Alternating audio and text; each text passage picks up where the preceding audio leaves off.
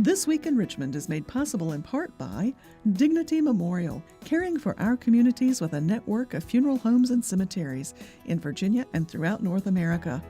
More information about Dignity Memorial's providers is online at dignitymemorial.com. Alpha Natural Resources, an energy company dedicated to respecting the land. Alpha Natural Resources, we power the world through the energy of our people. Haley Buick GMC, the place for a new Verano or Terrain Denali, in Richmond and online at haleybuickgmc.com. Everywhere there are lighting poles, there's one more opportunity to save money.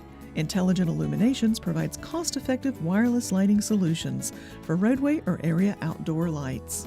Connaughton Valley Arena, Virginia's cowboy town, hosting an array of events from Civil War reenactments to diesel truck pulls. More information online at virginiarodeo.com. The Virginia Chamber of Commerce, the voice of the Virginia business community, working in legislative, regulatory, and political arenas to promote the free enterprise system. Additional support is provided by these sponsors.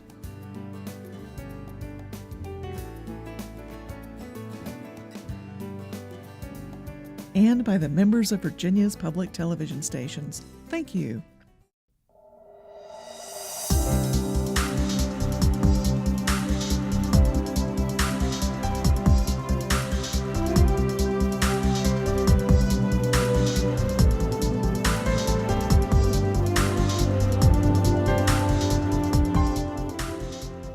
As we welcome our viewers to This Week in Richmond, we have a very special guest with a great message to tell, Secretary Sean Connaughton, Secretary of Transportation. And you've been on This Week in Richmond before, but this has got to be the best time for you to be on because there's been some major success. And over the last 6 weeks, as we've had individual guests on, each guest has said, well, among the major things that happened, transportation. And so we've had reference to it, but we're delighted to have an opportunity to talk with you and from your leadership position, the governor's administration, to flesh it out in a full program. Yes. About what's happening. We'll tell our viewers we're having the conversation actually on July 1. Yes. They'll see the program a little later this month, but we're talking now the first day that this goes into effect. So start at any point you want to start on it, Sean, and give them the good news. Well, basically, the General Assembly was able to work with the governor this year to get what was really historic legislation to completely revamp our transportation funding program. Virginia was facing, along with other states, really big challenges as to how it was going to end up dealing with transportation and transportation funding.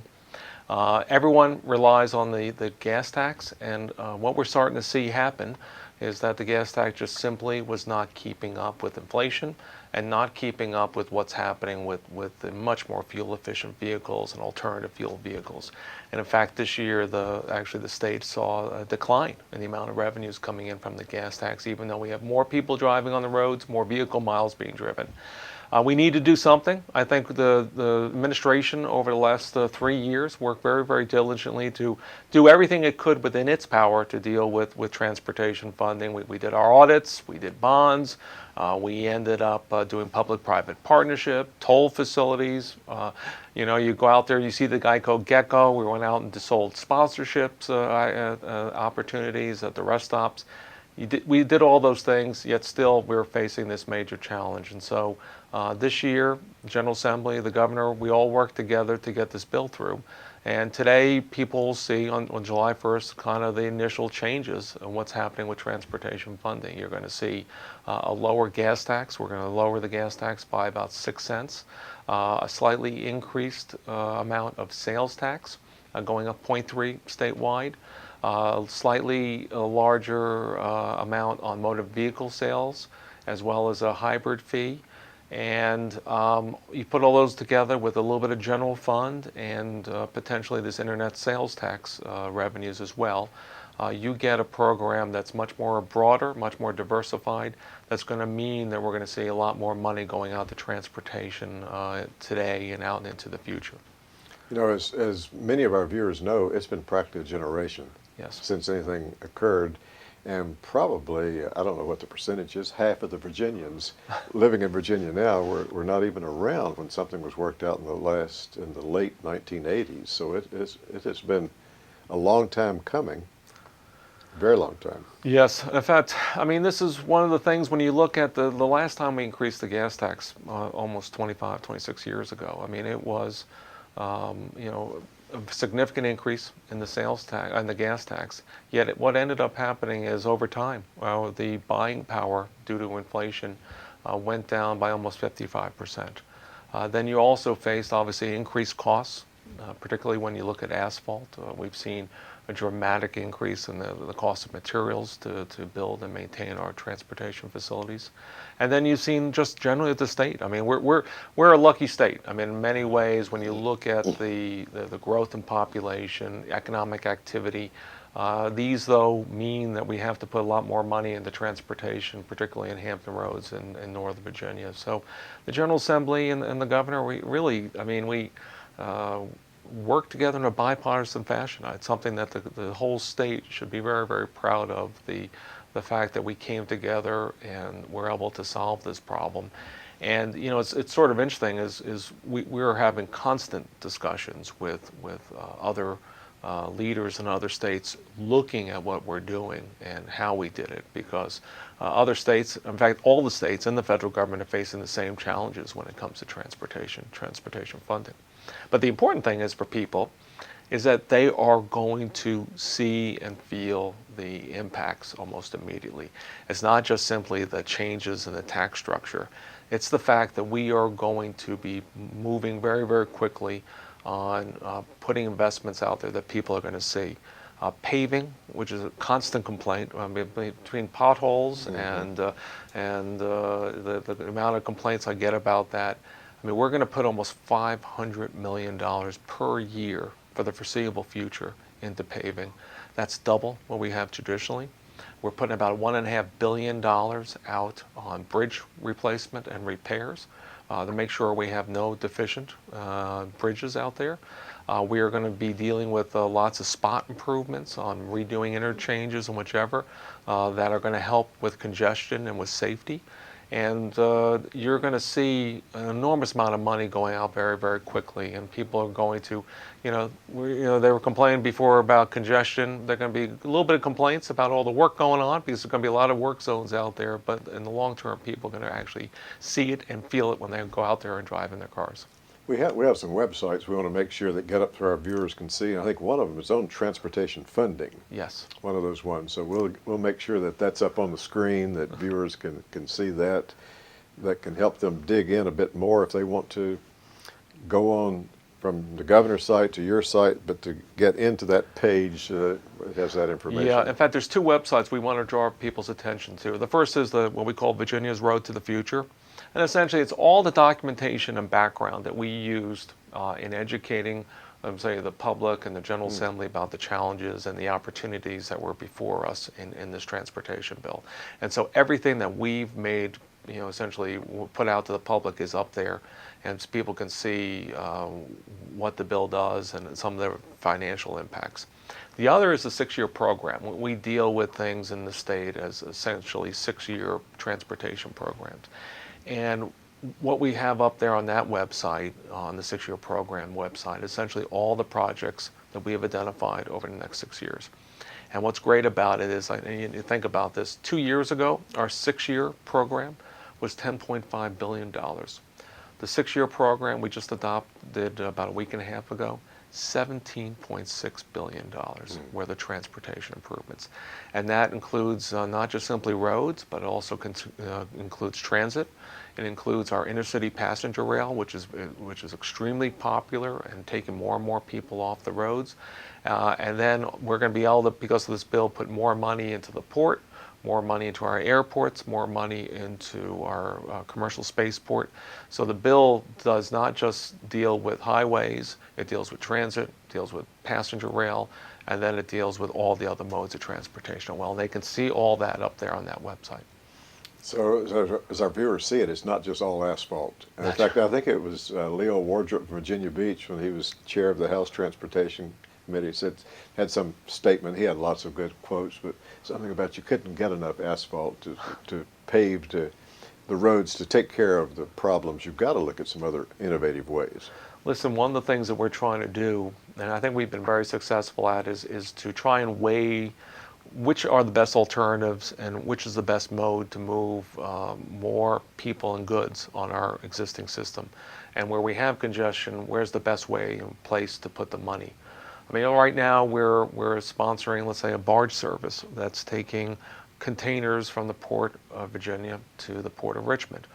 That helps with our port, but what it does is it takes thousands of trucks off the road, off of 64 every year. We started up the first intercity passenger rail to go from Norfolk since 1977. And that service is running from essentially Norfolk to Richmond to Washington. What does that do? That takes off people off the road on 64 and 95, two of our most heavily congested roads. And then we're going to be providing other services and other opportunities to provide people with alternatives to hopefully get people to mode shift. And also by doing that, you'll end up making bigger impacts on our congestion. Even out in the western part of the state, they were delighted about having some additional passenger rail service from the Roanoke area. So it's in areas that are not as congested, but still trying to help somewhat give people the option to get off the highways. Yeah, in fact, it's really interesting about this intercity passenger rail. We actually contract with Amtrak to run those services for us. And there is a new federal law goes into effect on October 1st that requires the states that Amtrak provides regional services to, that they must pick up more of the costs of those regional services. Virginia is the first state in the country that actually, we came up with a new fund that actually is being essentially funded now with the revenues from the recently passed legislation. That's going to enable us to pay for the existing services as well as expand. And one of the first places we want to expand to is to Roanoke. Now, why is that important? We're seeing a lot of these are mid-sized cities that are losing their air services. So if you're someone who wants to get from Roanoke to Washington or up in the Northeast corridor, either you got to, there's very limited commercial air services, or where it does exist, it's fairly expensive. Mm-hmm. And so we're providing that alternative because a lot of people are driving now. So if we can intercept people in Roanoke and get them off the road there, that means they're not driving through Lynchburg, through Charlottesville, and then up into the DC area. And so a lot of what we're trying to do is we're trying to figure out ways to essentially intercept people outside the major metropolitan mm-hmm. areas. And then by getting them onto transit or intercity passenger rail, it actually gets them off the road when they get into the really heavily congested areas. I'd like to call attention to something you just said and invite you to state it again if you'd like, is that Virginia is a leader in this. And in fact, I have heard from some of the legislators who, after the session, after what was worked out, that at the national level, they're saying, if you want to see how to get something done, see what they did in Virginia. Yes. And that as Virginians, we can often feel embarrassed if something happens that we're not a leader in, but in transportation, we are a leader. Listen, I can point to so many things that we've done that we have other states, other countries coming to see what we're doing. The express lanes up on 495, and then where we're building on 95, providing essentially the opportunity to go on these lanes, pay a toll, or use HOV, have an HOV 3 or a bus on there, and essentially it's free. Just the mechanics and the technology to run that is just simply incredible. You take a look at ways where we've been trying to get some revenues out of our rest stops. I mean, it's sort of fascinating. We are being held up as examples how you monetize some of our investment in these rest stops, and then on top of it, we use it for offsetting the cost of running it. We just recently signed a contract for essentially a private company to take over all our operation centers throughout the state. And what they're going to do is they're going to essentially integrate all our 5 operation centers and look for opportunities to put technology so that, let's say, if there's an accident on 95 and we put up a little sign that says all lanes closed, well, then people deviate off onto Route 1, we can change the light sequences and we can end up providing much better emergency response. Excellent. Up on 66, up in the Northern Virginia area, we're right now in the middle of starting the construction on essentially active traffic management on the road itself, where each lane will have its own speed limit and will open and close shoulders and lanes based on what the conditions are. And it's only been done in one other place in the country. And so what this will do is it actually keeps the flow of traffic going, and then also helps deal with when there's accidents and avoiding accidents. I mean, we can go on about the things that we're doing in Virginia, and this new structure that we've done. I mean, essentially, we went off. I'm going to say we kicked the dinosaur tax. The gas tax was the largest single source of revenues for the state for transportation. Now it's going to be number 3 or number 4. Where the sales tax, which is a growing tax, which is much more reflective of today's economy, it will be our largest source of income for transportation, then the motor vehicle sales tax, and then the gas tax, and then also a different type of amount on the diesel tax. So it's going to essentially make our base much broader. And other states are looking at this because they can see the numbers. You know, it's very creative what's been done to get some additional funding with the rest areas, some adopting. I know there was some discussion at the beginning of the time that you were serving Secretary of Transportation about, couldn't Virginia have more commercial rest areas as other states? Yeah. But then there's federal prohibition on that, and so that can't happen because as people travel out of Virginia into even neighboring states, they pull into an area and there's all kinds of restaurants there. You can tell where the interstates ended back in 1959 because that's when this prohibition went in that you couldn't commercialize your rest areas. So it went all the way down to Maryland, and then the interstates were starting to go further south from there, and they put that prohibition in. So listen, we can't get around that prohibition, that federal prohibition, so we're trying to do what we can. Yes. I mean, one area the state has been very, very successful in is getting private investment into transportation. Last year, if you look at all the public-private partnerships we did, if we were a foreign country, we were considered a country, Virginia had the second most public-private partnership deals closed in the world. Only the United Kingdom was a little bit higher than us. And we are now a global leader in that area where we're bringing in private investment and bringing private innovation into our transportation system. And so, I mean, again, it's put us on the map. People are constantly coming here and seeing what we're doing and asking what we're doing. And in fact, we should end up getting some awards from our tourism and hospitality folks because we're constantly having out-of-state people coming in and out-of-country people visiting Virginia's transportation facilities. And I don't know all the details, and we don't need to spend time on it unless you would like, but the recent ruling in some court about tolls, is that causing some headache and heartache and messing some things up, or what's the status on that? Well, essentially, I mean, the judge ruled down in Portsmouth, a local judge ruled that tolls are taxes, and that only the General Assembly can impose taxes, and so therefore we can collect tolls on toll facilities. And this goes against 240 years. I mean, we were actually, we believe Virginia is actually the very first state.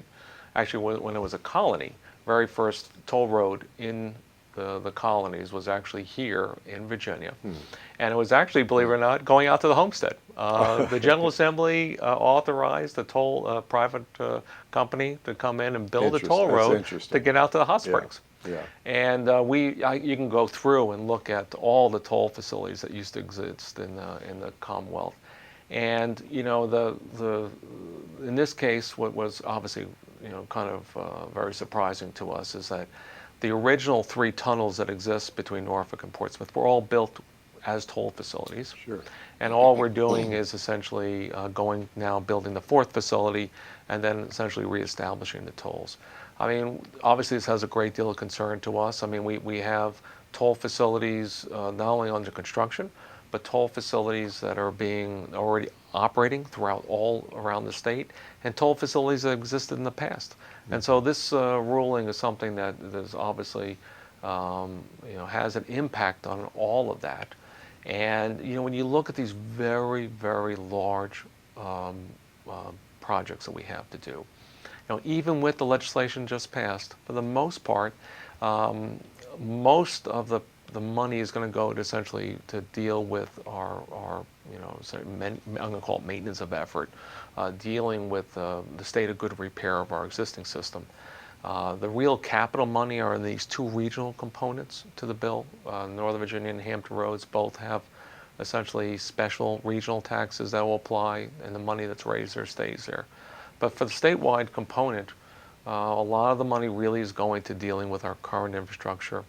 And we need the ability to, essentially raise revenues on some of these big projects, because this toll facility down this tunnel, it's a $2.1 billion project. I mean, there is no way that we can end up dealing with that, given the cost, the complexity of it, and the fact the state is, as you know, very, very conservative when it comes to debt and debt capacity.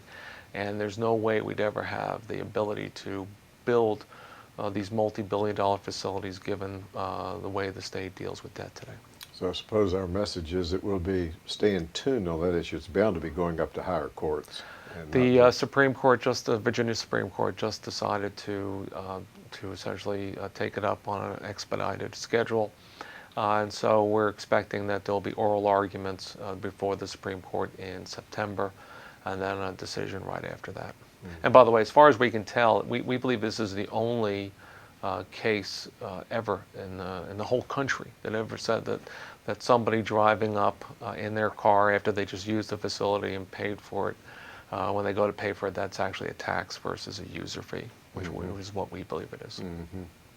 Yeah, well, it created a stir, but at least we know the Supreme Court will be taking it up, and we'll know something from them soon. Yes, you'll be reading. Yeah. Stay tuned. Yeah, we will be. I think the 6-year plan, you mentioned that website. We want to make sure it's up too. And we were saying as we were getting ready to talk, and I imagine most everyone wants theirs to be in year 1 instead of 2, 3, 4, 5, 6. Tell our viewers who may not know how that 6-year plan gets developed.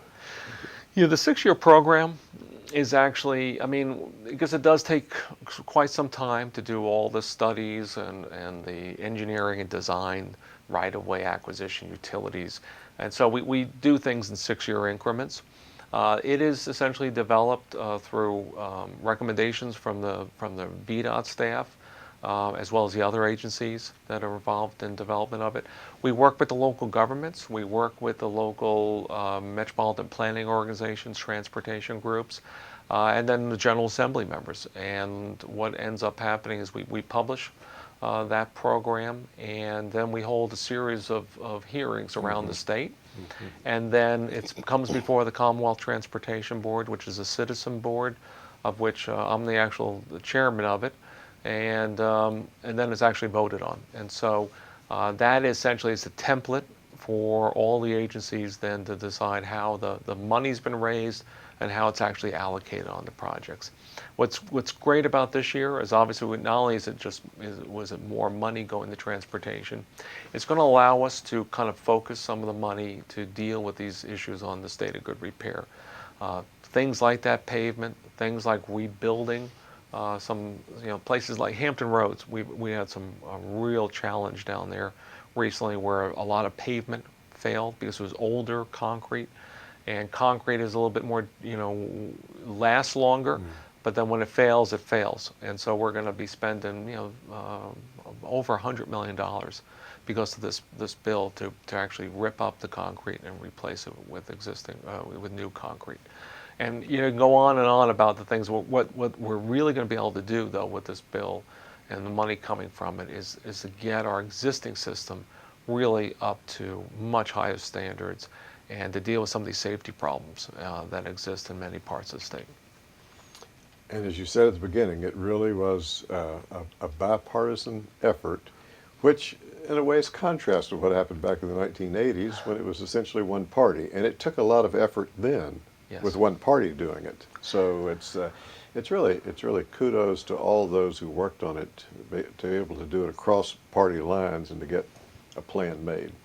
Listen, it was one of these things where I think if anyone ever when they look back and ever thought that, a bill that was essentially brought forward in the last year of a 4-year governor's term, in a short session of the General Assembly in an election year, and the bill was essentially made public the day the General Assembly came into town. I think no one would have given it any chance of passing. And especially, we had obviously several different controversies during the General Assembly that sort of put it in the peril, but everyone really kept their focus on the issue and dealing with the issue and solving the problem. And again, it's something I think everyone involved in has a lot to be proud of. Our time is up, Secretary Connaughton, but thank you so much for being on This Week in Richmond and for sharing with our viewers. Thank you. Thanks for having me.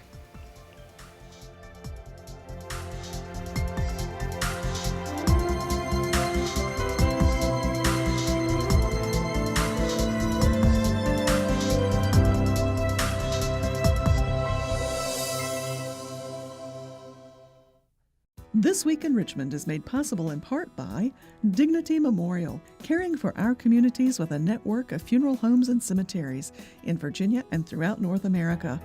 More information about Dignity Memorial's providers is online at dignitymemorial.com. Alpha Natural Resources, an energy company dedicated to respecting the land. Alpha Natural Resources, we power the world through the energy of our people. Haley Buick GMC, the place for a new Verano or Terrain Denali, in Richmond and online at haleybuickgmc.com. Everywhere there are lighting poles, there's one more opportunity to save money. Intelligent Illuminations provides cost-effective wireless lighting solutions for roadway or area outdoor lights. Connaughton Valley Arena, Virginia's cowboy town, hosting an array of events from Civil War reenactments to diesel truck pulls. More information online at virginiarodeo.com. The Virginia Chamber of Commerce, the voice of the Virginia business community, working in legislative, regulatory, and political arenas to promote the free enterprise system. Additional support is provided by these sponsors.